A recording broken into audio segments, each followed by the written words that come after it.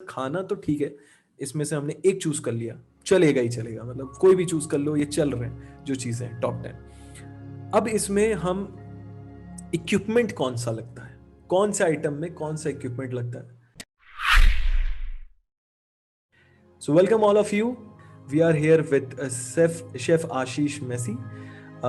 Chef Ashish Mumbai में रहते हैं। IHG hotel, Taj hotel, Falaknuma palace जैसे होटल्स को लॉन्च करने में भी इन्होंने हेल्प की है, और IHM लखनऊ से पास आउट भी हैं। अच्छा, so chef, again to start with, सबसे पहले एक सवाल बहुत ज़्यादा आता है कि ऐसे कौन से आइटम्स हैं जो सेल करते हैं, और ये पूरी इंडिया से आता है, इवन आउटसाइड ऑफ इंडिया से भी आता है। सो मैं डिलीवरी पर्सपेक्टिव से समझना चाह रहा हूँ प्योरली कि कौन से ऐसे फूड आइटम्स हैं, कौन से ऐसे कैटेगरीज हैं जो सेल करती हैं। और मैंने अक्सर बोला है कि पहला ब्रांड आपका वो होना चाहिए जो कि सेफर साइड पे हो, जो बिकता है, आपको पता है। ऑफ कोर्स मैंने उसके रिसर्च के लिए काफ़ी सारी चीज़ें बताई हैं, लेकिन एक मार्केट एंगल से आशीष जी मैं आपसे जानना चाहता हूँ, what are the top 10 saleable food items category. Sir सबसे पहले तो एक ही आता है, that is our favourite biryani. People are dying to be in biryani, and because rice एक ऐसा क्या कह सकते हैं आपका आइटम है जो कि ऑल ओवर एशिया बहुत ही एक्सेप्टेबल है। एंड बिरयानी तभी, अगर मैं वर्ल्ड वाइड की बात करूँ या एशिया की बात करूँ, rice is the most consume product. उसके बाद अगर आपको जाते हैं देन राइस बोल्स आ जाते हैं उसी के अंदर। Then you go into Chinese cuisine. Chinese में भी सब डिविजन्स आ रही हैं आजकल, like people want to go into main course only, some are going into starters, जैसे उनको मोमोज करने हैं, डिमसम्स करने हैं, बाओ करने हैं, तो चाइनीज या ओरिएंटल में फिर आपका वो डिस्टिंग्विश हो जाता है।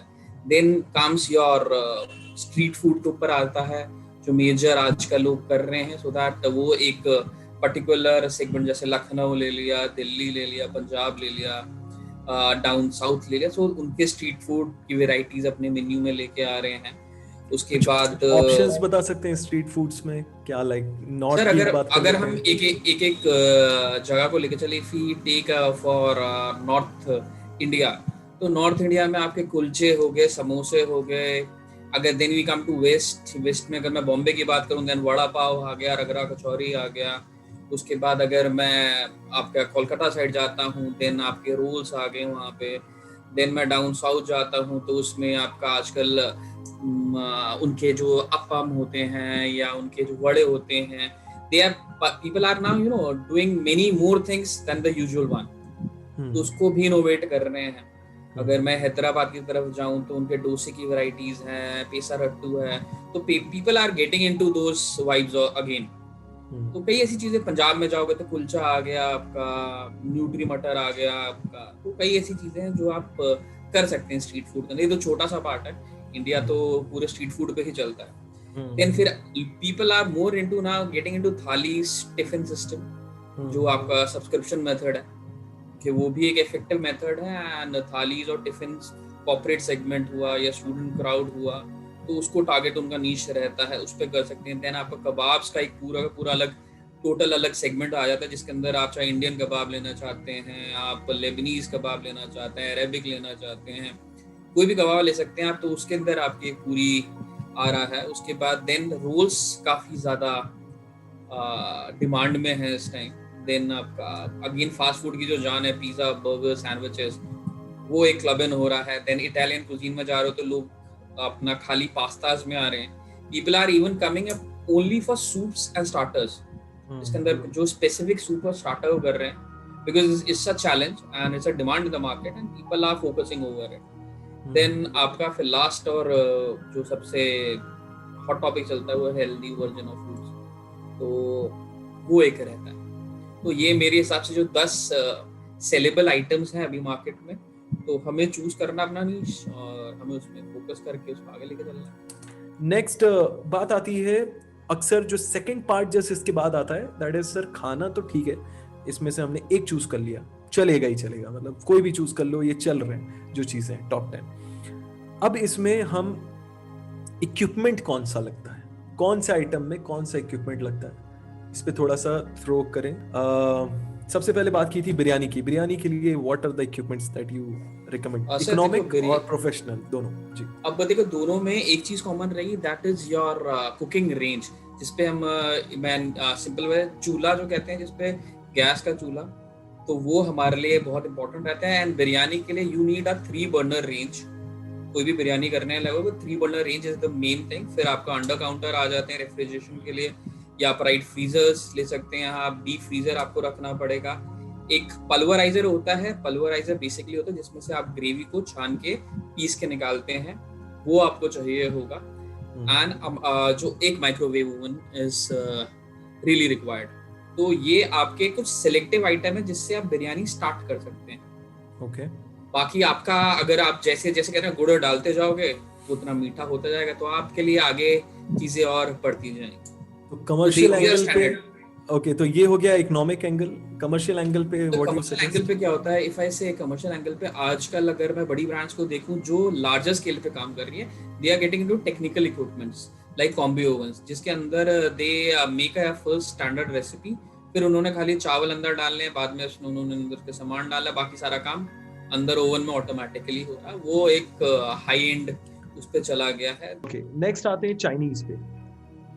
तो चाइनीज ऑलमोस्ट अगेन आपको उसके अंदर दो तरह के रेंजेस मिलती है। वन इज 2 बर्नर, 2+1 होता है। इसमें 2+1 इसलिए करा जाता है, दो के बीच में एक छोटी रेंज होती है जिसपे आपका स्टॉक पॉट रखा जाता है, या 3+1 होता है जिसमें 3 बर्नर्स होते हैं और बीच में एक छोटा स्टॉक पॉट रखने के लिए जगह होती है।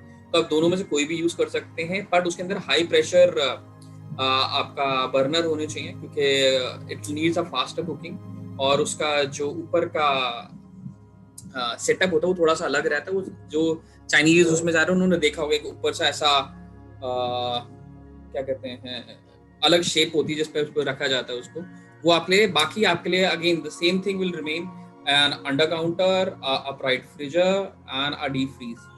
या इसके यहाँ पे आपको इसके अंदर आपको पल्वराइजर की जरूरत नहीं पड़ेगी। और आपको एक शायद एडिशनल, अगर आपके पास अच्छा ऑर्डर है, एडिशनल सिंगल रेंज चाहिए होगी जिसपे आप फ्राइंग कर सके। यहाँ तक क्लियर है। तो तीसरे पे चलते हैं। Third one you said was street food, जिसमें अगेन थोड़ा सा वैरायटी में जाना पड़ेगा, नॉर्थ ईस्ट वेस्ट साउथ जैसा आपने बताया था, थोड़ा सा वैसे चलते हैं। तो स्ट्रीट फूड में नॉर्थ की बात करते हैं। सर नॉर्थ की बात करेंगे तो मुझे एक पर्टिकुलर प्रोडक्ट, अगर मैं आपको कहता हूँ कि मान लीजिए आई टेक छोले भटूरे ले लेता हूँ मैं, छोले भटूरे कुलचे मेरे दिल के बहुत करीब है, तो छोले भटूरे ले लेता हूँ मैं। तो उसके लिए आपको again you need 3 burner range. एक टेबल चाहिए होगी आपको साथ में जिसमें आपकी रोलिंग हो सके।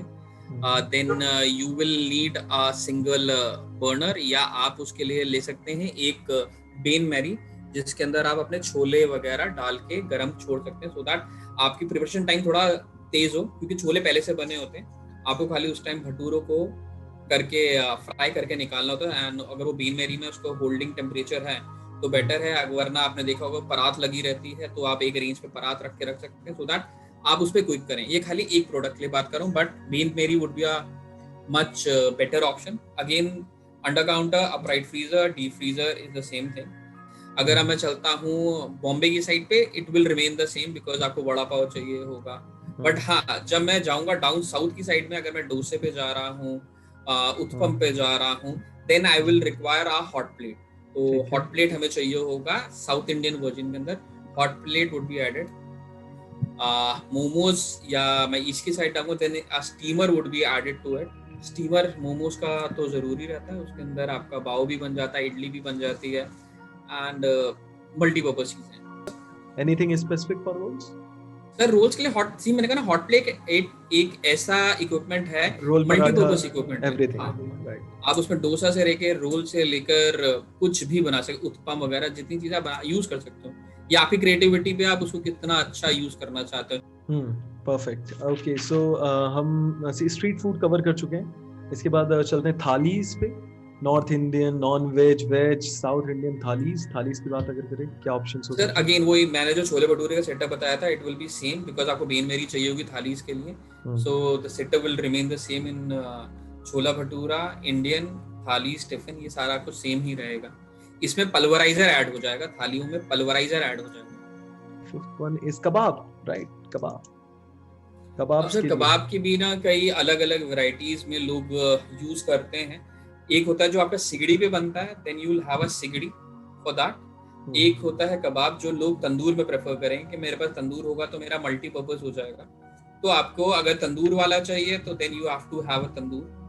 एंड अगर आपने क्या कहते हैं सिगड़ी वाला रखना तो सिगड़ी वाला रहे। तो आपको जब सिगड़ी रखोगे तो आपको तंदूर नहीं चाहिए होगा, तंदूर रखोगे तो सिगड़ी नहीं चाहिए होगी। तो कबाब में आपका हॉट प्लेट आएगा again, hot plate can be there, sigdi can be there, optional tandoor. And फिर पिज्जा पे आ जाते हैं।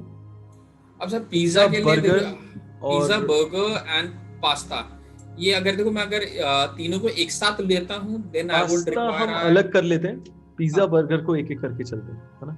पिज्जा बर्गर आप करोगे तो देन आपको अगेन एक डीप फ्राइड फ्रायर चाहिए होगा, ठीक है। एंड उसके बाद आपको एक हॉट प्लेट चाहिए होगी, एक सिंगल डेक ओवन चाहिए होगा, एंड टू बर्नर रेंज चाहिए। बाकी आपका जो स्टोरेज का जो रहेगा refrigeration that will remain the same. Okay chef आगे चलते हैं। अब पास्ता पे आ जाते हैं, पिज्जा की बात हो गई, अब पास्ता पे आ जाते हैं।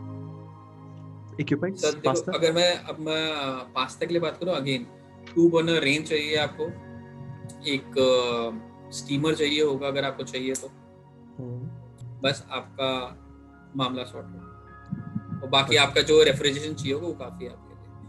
अगर गार्लिक ब्रेड नहीं है उसमें, तो अगर गार्लिक ब्रेड आप ऐड कर रहे हो तो आपको एक छोटा सा ओवन चाहिए होगा, OTG आप ले सकते हो, वो सबसे इकोनॉमिकल आपका हो जाएगा।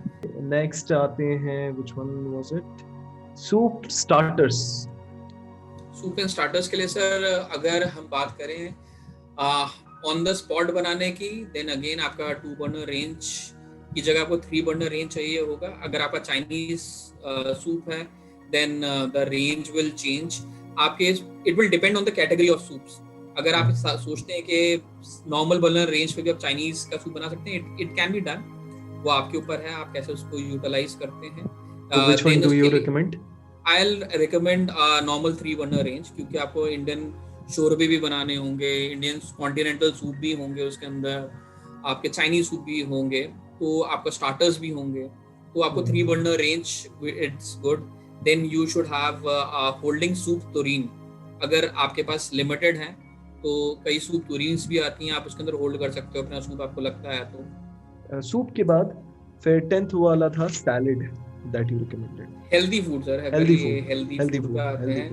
अब हेल्दी फूड में भी सर अब अगेन जो मैं नॉर्मल बोलूंगा तो अगेन उनको अपना स्टीमर चाहिए होगा अपने वेजिटेबल को होल्ड करने के लिए, प्लांचर चाहिए होंगे, वरना एक नॉर्मल कमर्शियल किचन के लिए तो उनको एक ग्रिल प्लेट चाहिए होगी जो हॉट प्लेट है, एंड एक रेंज चाहिए होगी अपनी 3 बर्नर रेंज, उससे ज्यादा उनको कुछ नहीं, क्योंकि उन्हें सैलेड्स बनाने, कोल्ड सैलेड्स होंगे।